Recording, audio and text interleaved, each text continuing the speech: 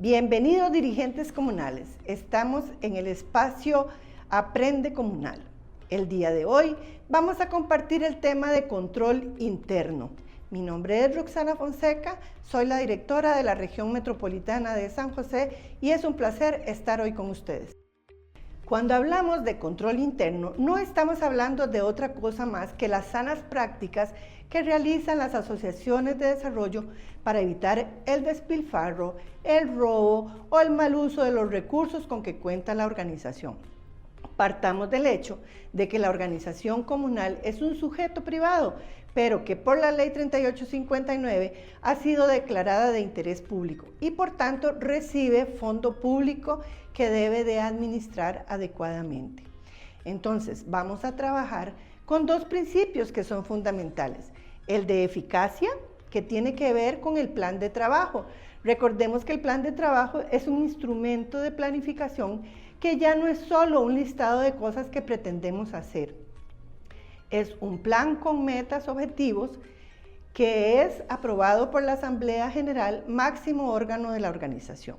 Pero además, tenemos otro principio que trabajar, que es el de la eficiencia. Esa eficiencia significa cómo hacemos nosotros uso de esos recursos que nos han dado.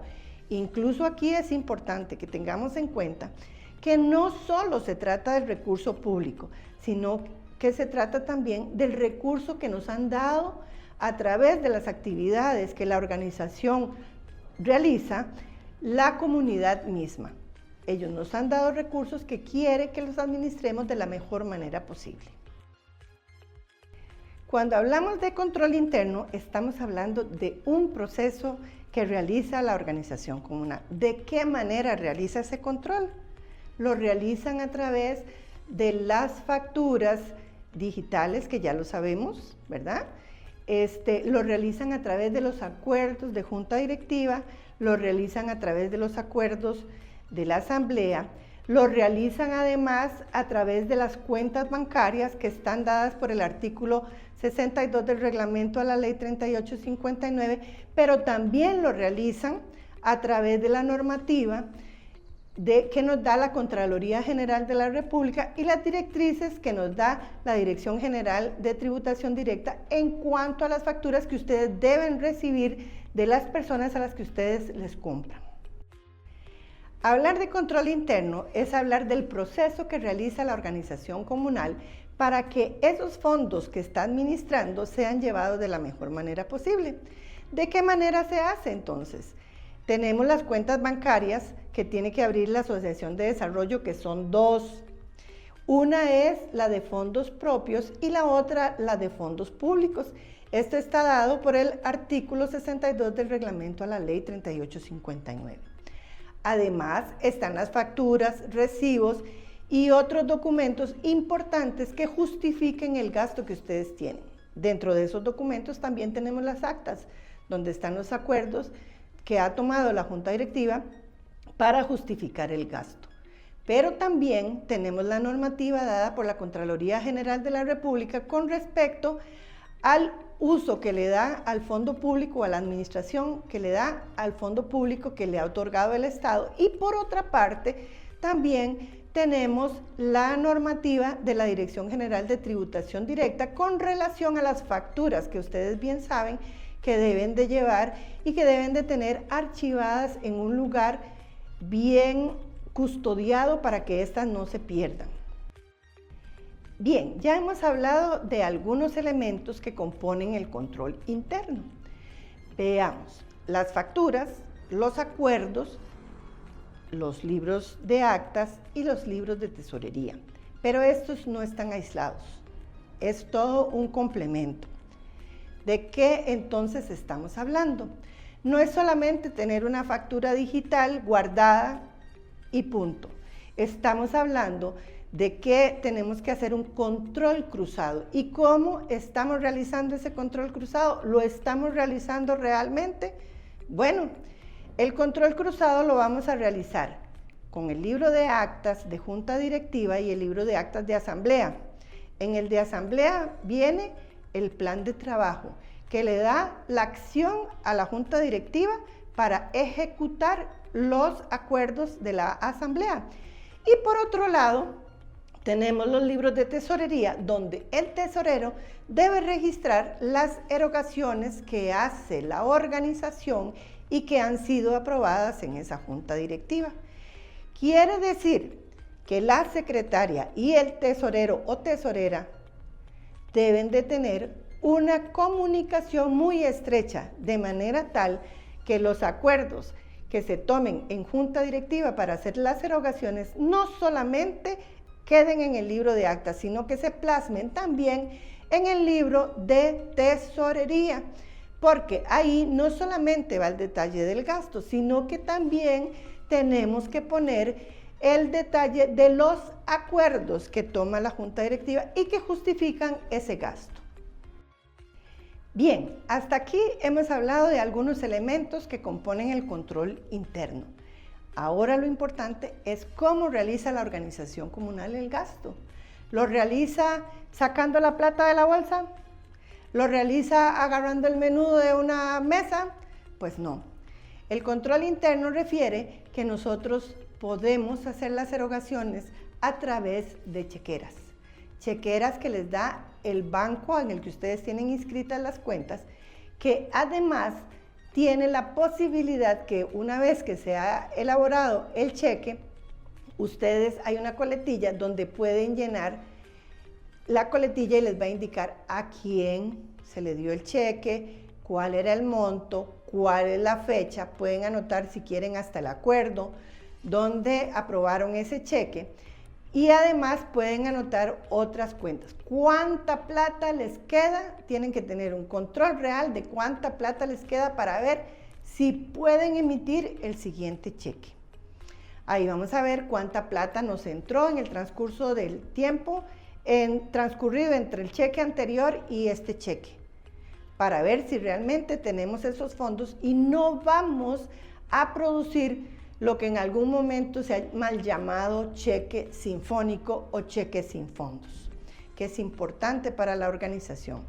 Y veamos cómo este también es un elemento de control cruzado, porque ya vamos manteniendo la información de los otros elementos de los que ya hemos venido hablando. Pero además el banco les va a suministrar a ustedes una libreta de depósitos. En esa libreta de depósitos ustedes también van a registrar lo que va ingresando al banco a través de los alquileres, etcétera, etcétera, del mismo de las actividades que ustedes realicen, ¿verdad? Entonces vamos a emitir un cheque y eso también va a venir justificado en una factura. Pero ¿qué es lo que sucede además? Estos elementos son importantes de mantenerlos porque cuando hagamos el cierre del informe económico, eso nos va a permitir hacer una conciliación bancaria. ¿Y en qué consiste una conciliación bancaria? Pues bien, el tesorero viene apuntando en sus libros qué es lo que entra, qué es lo que sale. Resulta que si no tienen claro cómo va el movimiento de bancos y no reciben mensualmente el informe del banco de lo que ha entrado y lo que ha salido, a veces se le dificulta un poco la tesorería. Pero si tienen ese instrumento, pues también les va a ayudar. El banco, en ocasiones, dependiendo del tiempo que ha durado la plata en él, les va a dar algún interés por esa plata que ustedes han tenido con ellos ahí depositada. O bien les va a cobrar alguna comisión, ya sea por la administración del dinero, ya sea porque emitieron un cheque que no tenía fondos o por alguna otra situación. Estas dos cosas, intereses y comisiones, también deben ser registradas en el libro de tesorería para que al final, cuando ustedes elaboren el informe anual al 31 de diciembre de cada año, concuerde la tesorería con lo que ustedes llevan en bancos. ¿Qué sucede si el libro de tesorería no me cierra con respecto a bancos? ¿Qué tengo que hacer? Bueno, lo que hay que hacer es una conciliación bancaria. ¿Pero qué es una conciliación bancaria? La conciliación bancaria lo que me va a permitir es tener cuánto es el monto que a 31 de diciembre la organización tiene registrada en el banco. Y me voy a los libros de la organización que maneja el tesorero y veo a ver si ambas cuentas son iguales. Si no son iguales, tengo que descubrir qué es lo que está pasando. Pueden ser varias cosas. No registré comisiones, no registré intereses, o bien hay algún cheque en tránsito de alguna erogación que se realizó, que se le dio a la persona que dio el servicio o que nos vendió algún artículo, o a la empresa también, ¿verdad? Y que aún no ha sido cancelado o no ha sido sacado del banco. Y por tanto tenemos una diferencia entre ambas cuentas. Cuando logramos descubrir cuál es esa diferencia, entonces vamos a darnos cuenta que la tesorería lleva muy bien sus cuentas, que lo que está sucediendo es que hay elementos externos que, por ejemplo, el cambio de un cheque que no nos está permitiendo que se cierren adecuadamente las cuentas. Una vez observado esto, entonces podemos entregar a la dirección regional o al promotor el informe económico con la conciliación bancaria para que éste se dé cuenta que a pesar de que hay una diferencia entre libros y bancos, es porque hay algún elemento que justifica, digamos, vuelvo a insistir, la cancelación de un cheque o el retiro de un cheque que aún sigue ahí en tránsito y que el banco no lo ha registrado, para que entonces las cuentas cierren adecuadamente. Hasta aquí hemos hablado de los aspectos tradicionales del control interno. Si ustedes están pensando que hay elementos nuevos o que no se les van a hablar de elementos nuevos, este es el momento para hablar de ello.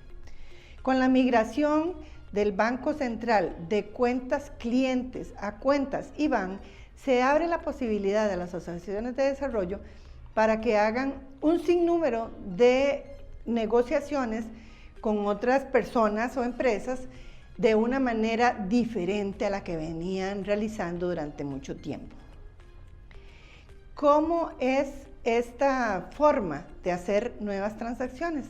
Ustedes tienen la posibilidad de hacer transferencias SIMPE, que no es lo mismo que transferencias SIMPE móvil, que son transferencias mancomunadas que se hacen directamente entre ustedes, el banco y la persona a la que le compran servicios o artículos.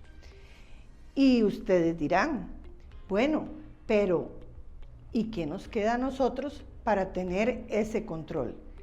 Ese control lo van a tener en dos vías, pues. ¿Cuáles son ellas? Una es que si ustedes llegan al banco, el banco tiene que emitir un documento donde dice cuál fue la transferencia y a quién se la emitieron. Pero además está el estado de cuenta bancaria que debe de llegar a ustedes mes a mes de parte del banco para que ustedes lleven ese control de las cuentas y el tesorero pueda escribir las mismas en el libro de tesorería. Esto permitiría ya, de hecho, tener todo el proceso de control interno que ustedes han venido desarrollando y que posiblemente ni siquiera se han dado cuenta de su existencia. Pero además hay otro elemento que es importante y del que ustedes a veces ni se percatan y ni lo toman en cuenta. Y es que el control interno no solo se hace a través de la junta directiva, sino se hace a través de los afiliados, de la asamblea, que es la máxima autoridad de la organización comunal, que es importante que ustedes mantengan informada de las cosas que hacen, de qué manera la van a informar.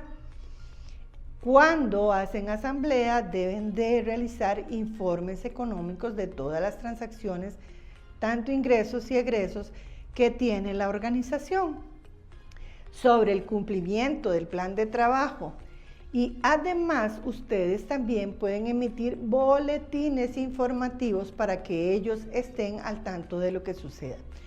Asimismo, es importante que ustedes les den la oportunidad de mantener sus libros abiertos, por decir de alguna manera, para que ellos puedan observar tanto lo que se discute en las actas, en las reuniones de junta directiva, como lo que se transfiere a los libros de tesorería. Con esto cerraríamos todo lo que es el control interno de las organizaciones, no sin antes invitarlos a continuar informándose a través del canal de YouTube de INADECO Costa Rica.